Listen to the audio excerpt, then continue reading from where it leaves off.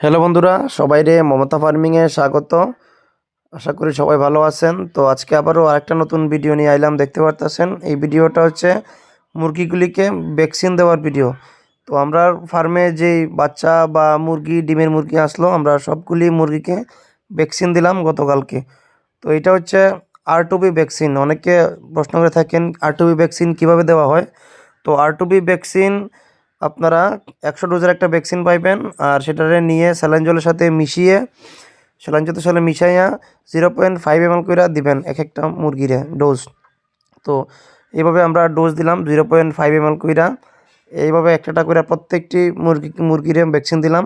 ঠান্ডার সিজনে অনেক সময় হাঁস মুরগির মারা যায়, আমরা সেটার মেইন কারণ হচ্ছে ভ্যাকসিন না করা। বাড়ি ঘরে যারা চাইরা মুরগ পালেন আপনারা অনেকেই ভ্যাকসিন করার না, তো ভ্যাকসিনটা করাই নেবেন। ভ্যাকসিনটা খুবই গুরুত্বপূর্ণ। এইভাবে আমরা সবগুলি মুরগিকে ভ্যাকসিন করাইলাম।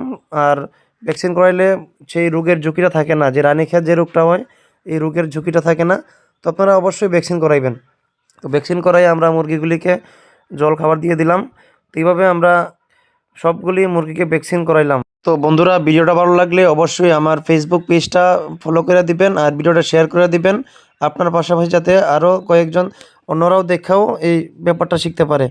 তো আজকের মতো ভিডিওটা এখানে শেষ করছি। দেখা হইতেছে আরেকটি পরবর্তী নতুন ভিডিওতে। ধন্যবাদ।